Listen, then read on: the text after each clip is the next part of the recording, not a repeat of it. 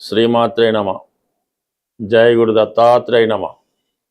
ఈ వీడియోలో మనం ధనుసు రాశి వారికి మార్చి 1 నుంచి 7వ తారీఖు మధ్యలో జరగబోయే వార ఫలాలు పరిశీలించినప్పుడు ధనుసు రాశి వారికి ఈ వారం నుంచి అదృష్ట యోగం అన్నది రావడం జరుగుతుంది.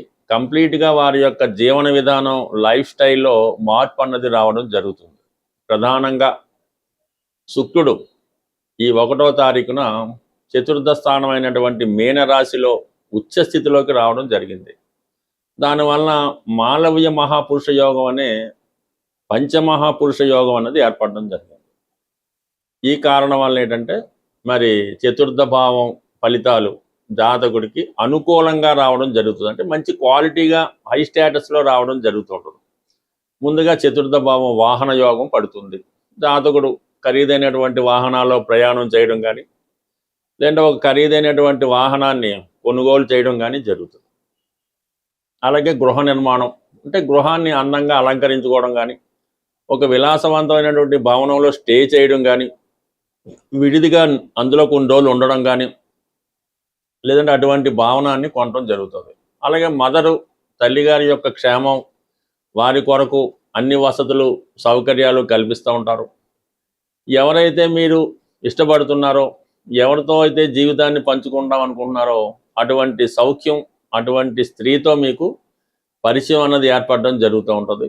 దైవ అనుగ్రహం సంపూర్ణంగా రావడం జరుగుతూ ఉంటుంది. వృత్తిలో కూడా చాలా మంచి హోదా, గౌరవం పెరుగుతాయి అన్నమాట. ఎందుకంటే వృత్తికారకుడు శని చతుర్థ స్థానంలో ఉన్నాడు. అంటే కొంతవరకు అర్ధాష్టమ శని ఇబ్బంది పెడుతున్నప్పటికి కూడా ఎప్పుడైతే శుక్రుడు అక్కడ వచ్చాడో ఆటోమేటిక్గా మీకు ఈ చతుర్థ భావ ఫలితాలు అనుకూలంగా రావడం జరుగుతాయి. కొన్ని కష్టాల నుంచి, కొన్ని జ్ఞాపకాల నుంచి బయటపడి అవి మంచిగా మీకు రావడం జరుగుతూ ఉంటుంది.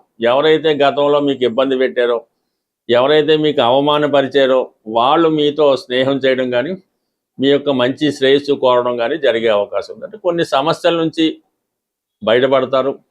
మనశ్శాంతి లభిస్తూ ఉంటుంది. మనసు ఆహ్లాదకరంగా ఉంటుంది. చాలా ఎంటర్టైన్మెంట్ కార్యక్రమాల్లోనూ, వినోద కార్యక్రమాల్లోనూ మనసు సరదాగా ఉండే విధంగా కాలం గడపడం జరుగుతూ ఉంటుంది. ఈ రోజే కాదు, ఇంచుమించుగా మీకు మార్చి 25 దాకా ఉంటుంది. చాలా వరకు ఈ రాశి వారికి ఒక అదృష్టం అనే చెప్పచ్చు. ఇక ప్రధానంగా బుధుడు, అలాగే భాగ్యాధిపతి రవి, రాజ్యాధిపతి బుధుడు కలిసి తృతీయ స్థాన సంచారం చేయడం వల్ల వృత్తిపరంగా మీరు ప్రయాణాలు చేయవలసి ఉంటుంది. వృత్తిపరంగా మీకు గౌరవ హోదా పెరుగుతుంది. అలాగే పెద్దవారితో పరిచయం ఏర్పడుతూ ఉంటుంది. మీ యొక్క ప్రయత్నంలో, అంటే ఈ కొత్త ప్రయత్నంలో ఏదన్నా వ్యాపార ప్రయత్నం అవ్వచ్చు, ఏదన్నా ఒక ప్రయత్నంలో మీకు అనేక మంది సహకరించడం జరుగుతూ ఉంటుంది. అలాగే మీ యొక్క ప్రయత్నానికి ప్రభుత్వ అధికారులు సహకరిస్తారు, మీ కొలీగ్స్ సహకరించడం జరుగుతూ ఉంటుంది. కొన్ని నూతన ప్రయత్నాలు మీరు చేపట్టడం జరుగుతూ ఉంటుంది. దాంతో కుజుడు కూడా తృతీయ స్థానంలో రావడం వల్ల కొంతగా ధైర్యంగా ముందుకు ఎదుర్కొంటారు. ఎటువంటి ఇబ్బందులు లేకుండా మీ ప్రయత్నాలు సక్సెస్ అవ్వడం జరుగుతుంటుంది. అయితే కొంతవరకు ప్రయాణాలు చేస్తున్నప్పుడు కొంత జాగ్రత్త పడే అవకాశం ఉంటుంది. ఎందుకంటే కుజుడు తృతీయంలో ఉన్నప్పుడు మరి సడన్గా ప్రమాదాలు జరగడం కానీ, చిన్న యాక్సిడెంట్ జరగడం కానీ, ఏదైనా దెబ్బలు తగలడం కానీ జరిగే అవకాశం ఉంది. కాబట్టి అతి ఉత్సాహంతో ఏది కాకుండా నిదానంగా వ్యవహరించడం వల్ల ఇటువంటి చిన్న చిన్న ప్రమాదాల నుంచి తప్పించవచ్చు. మీలో ఉన్నటువంటి నాయకత్వ లక్షణాలు బయటపడడం వల్ల మీరు ఒక క్రీడా రంగంలో పాల్గొన్నా, ఒక ఇంటర్వ్యూలో పాల్గొన్నా, ఒక పోటీలో పాల్గొన్నా, ఒక ఎలక్షన్లో పాల్గొన్నా 100కి 100 పాళ్ళు మీ యొక్క విజయం అన్నది రావడం జరుగుతుంది. సాధారణ ఉద్యోగులకి ప్రమోషన్ లాంటిది వస్తుంది. కొత్త ఉద్యోగ ప్రయత్నాలు చాలా వరకు ఫలించే అవకాశం ఉన్నది. రాహు 3వ స్థానంలో ఉండడం, రవి, ఇవన్నీ కూడా మీకు కొత్త ప్రయత్నాలకి సక్సెస్ రావడం జరుగుతుంది. ఓవరాల్గా చెప్పాలంటే ఈ వారం నుంచి మీ జీవన విధానంలో మార్పు అన్నది ఖచ్చితంగా రావడం జరుగుతుంది. అలాగే ఆటోమేటిక్గా కేతు ప్రభావం వల్ల కొంత దైవభక్తి, గురువు కూడా మీకు సప్తమంలో ఉండి డైరెక్ట్గా రాశిని వీక్షించడం, శని భగవానుడు రాశిని వీక్షించడం, ఇవన్నీ కూడా కొత్త ఉద్యోగాల ప్రయత్నిస్తాయి. మీ జీవన విధానంలో ఒక మార్పు వచ్చి మీలో ఒక కొత్త వ్యక్తి మీకే కనబడటం జరుగుతుంది. ప్రధానంగా మనం ఈ వారంలో చంద్రగ్రహణం అన్నది 3వ తారీఖున ఏర్పడడం జరుగుతుంది. విధి విధానంగా అటు కుంభరాశి వారు, అటు సింహరాశి వారే కాకుండా ఇంచుమించుగా ప్రతి రాశి వారు కూడా ఈ గ్రహణ సంబంధించినటువంటి పరిహారాన్ని తప్పకుండా చేయవలసి ఉంటుంది. ఇప్పుడు చంద్రుడికి ఏర్పడుతున్నటువంటి ఈ గ్రహణం వల్ల చాలామందికి మానసిక అశాంతి లాంటిది ఏర్పడడం జరుగుతూ ఉంటుంది. ఏదో ఒక కష్టం జాతకుడికి కలుగుతూ ఉంటుంది. విద్యార్థులు ప్రధానంగా ఈ గ్రహణ నియమాన్ని పాటించి తగు విధంగా పరిహారం చేసుకుంటే విద్యలో బాగా రాణించి రాబోయే ఎగ్జామ్స్లో కంప్లీట్గా మీరు విజయం సాధించడానికి బాగుంటుంది. ఇటు వ్యాపారస్తులు కానీ ఉద్యోగస్తులు కానీ ఎవరైనా మీ యొక్క ఆచార ప్రకారం మీ యొక్క కుల గురువు కానీ మీ పంతులు గారు కానీ మీ ఆస్థాన పండితుడు కానీ అడిగి వారు చెప్పే విధంగా కంప్లీట్గా మీరు ఈ గ్రహణాన్ని విధి విధానంగా పాటించి తగు విధంగా దానం కూడా చేయవలసి ఉంటుంది. అది చంద్రగ్రహణం కాబట్టి ఈ బియ్యం డొనేట్ చేయడం వల్ల కలిగిపోతుంది. దాని తర్వాత కంప్లీట్గా మీరు శివుడికి ఆవుపాలతో అభిషేకం చేయించుకోవడం, వీలైతే కొంతమంది కన్నా భోజనం పెట్టించడం, అంటే అన్నదానం అది అనలేం కానీ ఒక 10 మంది అతిథులు పిలిపించి చక్కగా భోజనం పెట్టడం వల్ల ఈ గ్రహణం మీకు అనుకూలంగా మంచి ఫలితాన్ని ఇవ్వడం జరుగుతూ ఉంటుంది. ఇంకా ప్రధానంగా తల్లిగారి యొక్క ఆశీర్వాదం తీసుకున్నా కూడా ఈ గ్రహణ దోషం పోయి మీకు మంచి మనసు, మంచి ఆయుష్, మంచి జ్ఞానం వచ్చే అవకాశం ఉన్నది. సో దానివల్ల అది కంప్లీట్గా పాటించండి. తల్లిగారి యొక్క ఆశీస్సులు తీసుకోండి. తల్లిగారికి ఏదో ఒక బహుమతి ఇచ్చి వారి ఆశీస్సులు తీసుకుంటే ఇంకా బెటర్గా ఉంటుంది. సో దాంతోపాటుగా మన ప్రేక్షకులకి ఒక ముఖ్యమైనటువంటి విన్నపం ఏంటంటే, ప్రతి సంవత్సరం కూడా మా జ్యోతిష విజ్ఞాన కేంద్రం అనే ఒక ఫర్మ్ ద్వారా ఈ జ్యోతిష మహాసభలో నిర్వహించడం జరుగుతూ ఉంటుంది. సుమారుగా ఇది 10వ సంవత్సరం. ఈ నెల అంటే ఇంచుమించుగా ఈ మార్చి నెల 22వ తారీఖున ఆదివారం రోజు మన హైదరాబాద్లో ఈ సుందరయ్య విజ్ఞాన కేంద్రంలో ఈ జ్యోతిష సభ ఒకటి ఏర్పాటు చేయడం జరిగింది. దాంట్లో ప్రముఖుల్ని ఆహ్వానించి ఈ జ్యోతిషానికి ఉపయోగపడే, అంటే మీకు ఎవరైతే జ్యోతిష విద్యార్థులు ఉంటారో, జ్యోతిష్కులు ఉంటారో వారికి ఉపయోగపడే కొన్ని విషయాలు చర్చించడం జరుగుతుంటుంది. మీలో ఎవరికైనా ఈ జ్యోతిష సభలో పాల్గొని మీకు వచ్చిన విధంగా సభలో ప్రసంగించాలనుకున్నా, సభలో పాల్గొవాలన్నా మమ్మల్ని సంప్రదించవచ్చు. దీనికి ఏ విధమైనటువంటి ఫీజు ఉండదు.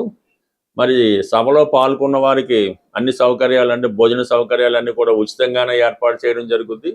ఎటువంటి ప్రవేశ రుసుము ఉండదు. కాబట్టి ఎవరైనా మా మీద అభిమానం ఉన్నవాళ్ళు, కొత్త విషయాలను తెలుసుకుందాం అనుకునే వాళ్ళు ఈ నెల 22వ తారీఖు ఆదివారం రోజు జరగబోయే సభకు ముందుగా మీ యొక్క పేర్లు ఇచ్చి మమ్మల్ని ప్రోత్సహిస్తారని ఆశిస్తూ, అలాగే ప్రధానంగా ఈ వారం నుంచి శుక్రుడు ఉచ్చస్థితిలోకి వచ్చి మరి కొన్ని రాసుల వారికి మాలవ్య మహాపురుష యోగం అనే యోగం ఏర్పడింది. శుక్రుడు బలంగా ఉన్నప్పుడు మరి లక్ష్మీదేవిని ఆరాధించడం వల్ల, పూజించడం వల్ల మనకి తొందరగా అమ్మవారి ఫలితం ఇవ్వడం జరుగుతూ ఉంటుంది. అందువల్ల ఏంటంటే ఈ సమయంలో మీరు ఈ రాబోయే ఈ మార్చి 1వ తారీఖు నుంచి 25వ తారీఖు మధ్యలో కనీసం ఒక 18 రోజులు పెట్టుకొని ప్రతిరోజు కూడా విధి విధానంగా లక్ష్మీ అమ్మవారిని, అంటే మీరు ఏ రూపంలో అమ్మవారిని ప్రసన్నం చేసుకున్నా పూజించినా పర్వాలేదు, కలవ పువ్వులతో అమ్మవారిని ఏదో ఒక శుక్రవారం రోజు కానీ మంగళవారం కానీ ఏ రోజైనా కలవ పువ్వులతో అమ్మవారిని అలంకరించి, వీలైతే ఈ ప్రతిరోజు కూడా, అంటే ఈ శుక్రుడు ఉచ్చలో ఉన్న రోజులు కూడా శ్రీ సూక్తం కానీ, లక్ష్మీ స్తోత్రం కానీ, కనకదార స్తోత్రం కానీ పారాయణ చేస్తూ కంప్లీట్గా మీరు ఈ విధానం పాటించడం వల్ల, అలాగే ఏదైనా అమ్మవారి ఆలయంలో అమ్మవారి కలవ పువ్వులతో అర్చన చేయడం, దానివల్ల ఏంటంటే మీకు అమ్మవారు తొందరగా అనుగ్రహించడం జరుగుతూ ఉంటుంది. సాధారణంగా మీకు ఈ దేవతలు ఫోటోలు చూసినప్పుడు కొంతమంది చేతిలో ఈ కలవ పువ్వు ఉండడం జరుగుతూ ఉంటుంది. సూర్య భగవానికి ఉంటుంది, లక్ష్మీ అమ్మవారికి ఎలా ఉంటుంది, కొంతమందికి అది సింబాలిక్గా పెడుతుంటారు. ఎవరి చేతిలో ఈ కలవ పువ్వు ఉన్నట్టు ఆ చిత్రపటం లేదంటే ఆ దేవతామూర్తి ఉంటుందో వారు మీకు ధనాన్ని ఇవ్వడానికి రెడీగా ఉంటారన్నమాట. అందుకే ఆ సింబల్ అక్కడ పెట్టడం జరుగుతూ ఉంటుంది. అందువల్ల ఏంటంటే మీరు కలవ పువ్వులతో అమ్మవారిని పూజించడం వల్ల, తేనె నైవేద్యంగా పెట్టడం వల్ల, ఈ ప్రసాదం అది అమ్మవారి పెట్టినప్పుడు వెండి పాత్రల్లో పెట్టవలసి ఉంటుంది. ఎక్కువ మంది ఏంటంటే స్టీలు పాత్రల్లో పెట్టడం అన్నటువంటిది అది చాలా పొరపాటు. తెలియచేయడం వల్ల తప్పు లేదు, కానీ ఎట్టి పరిస్థితుల్లో కూడా దైవ ఆరాధనకి ఇనప సంబంధించింది, స్టీలు సంబంధించింది ఎట్టి పరిస్థితుల్లో కూడా వాడకుండా ఉంటేనే మంచిది. సాధ్యమైనంత వరకు అమ్మవారి యొక్క నైవేద్యాలు కానీ, ప్రసాదాలు కానీ అరిటాకులో పెడితే ఉత్తమం, లేదు వెండి ప్లేట్లో పెడితే మరింత ఉత్తమం. ఈ విధంగా ఉద్దిగా నియమం పాటించి అమ్మవారిని ప్రసన్నం చేసుకోవడం. అలాగే అమ్మవారి పూజా కార్యక్రమం ప్రారంభించుకున్నాం, కనకదార స్తోత్రం చదువుతున్నాం. అప్పుడు ఏం చేయాలి? ఏదో ఒక పర్టికులర్ టైం ఎన్నుకోవాలి. ఉదయం 6:30 అంటే 6:30, 5 అంటే 5, ఆ టైంకే కరెక్ట్గా ఆదరణ అయిపోవాలి. ఆ టైంకి చేస్తేనే మీకు ఆ ఫలితం శీఘ్రంగా తొందరగా రావడం జరుగుతూ ఉంటుంది. ఒకరోజు 6 గంటలకి, ఓ రోజు 9 గంటలకి, ఓ రోజు సాయంకాలం, ఈ విధంగా చేయడం వల్ల మీరు 1,00,000 రోజులు చేసినా సరే ఆ ఫలితం అన్నది మీకు రాదు. ప్రధానంగా మీరు అమ్మవారికి సంబంధించినటువంటి ఏ స్తోత్రం పారాయణ చేసినా ముందుగా అది చక్కగా విని దాని తాలూకా అర్థం పూర్తిగా తెలుసుకొని అది చదవడం వల్ల, పారాయణ చేయడం వల్ల ఆ ఫలితం మీకు తొందరగా వస్తుంది. అది మీకు తెలిసిపోతూ ఉంటుంది. మీరు ఒక్కొక్క వాడు చదువుతుంటే ఆ స్తోత్రం పూర్తయ్యే లోపల అది మీకు ఎటువంటి అనుభవిస్తున్నది మీరు ప్రత్యక్షంగా దాన్ని అనుభవించడం జరుగుతూ ఉంటుంది. ఎప్పుడు అది దాని యొక్క పూర్తి అర్థం తెలిసినప్పుడు అది మనకుగా భావించి మీకు తెలుస్తూ ఉంటుంది. అది పూర్తిగా భక్తిలో సంపూర్ణంగా చేసిన వాళ్ళకి అర్థమవుతూ ఉంటుంది అన్నమాట. అందుకని ఈ విధంగా దాదాప్యం చెందుతూ శరణాగతి చెంది అమ్మవారి పాదాలు పట్టుకొని ఒక్కసారి చేసినా కూడా మీకు 1,000 సార్లు చదివిన ఫలితం అన్నది తప్పకుండా కలుగుతుంది. ఇందులో శ్రద్ధ అన్నది వెరీ వెరీ వెరీ ఇంపార్టెంట్. స్వస్తి.